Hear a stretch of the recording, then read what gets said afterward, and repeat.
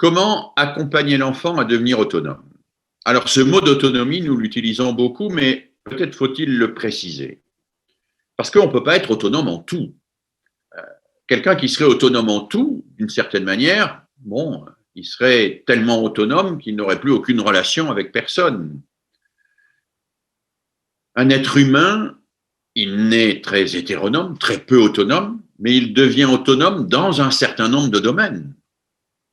Un adolescent peut être autonome dans la gestion de sa vie quotidienne et pas être autonome dans la gestion de son argent de poche. Il peut être autonome dans la recherche d'informations sur Internet et pas être autonome du tout dans son rapport avec son environnement écologique, par exemple. L'autonomie concerne toujours des domaines spécifiques et on a toujours intérêt à se demander en quoi et sur quoi on veut conquérir l'autonomie.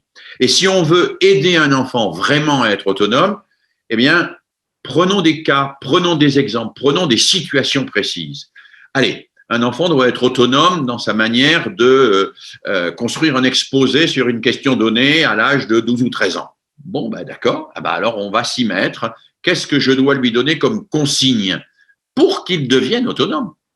Parce que je dois lui donner des consignes qu'il va intérioriser lui-même pour que progressivement il soit capable de faire sans moi ce qu'il aura fait d'abord avec moi. C'est ça l'autonomie. C'est faire sans moi ce qu'il aura fait d'abord avec moi.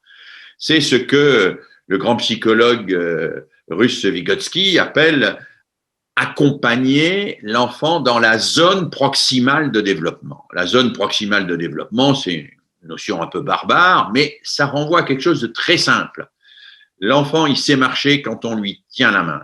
Et donc, il est déjà dans une situation où il peut apprendre à marcher et je vais lui lâcher la main pour qu'à un moment donné, il puisse faire sans moi ce qu'il faisait avec moi.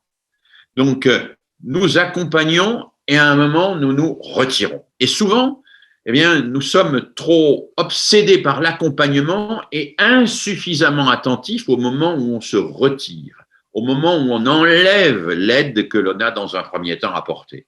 Donc, soyons sensibles à cette double exigence de la formation à l'autonomie, apporter de l'aide dans des domaines précis et en même temps être capable de se retirer, de retirer progressivement cette aide pour que l'enfant puisse faire seul et à sa propre initiative ce qu'il aura d'abord fait avec moi.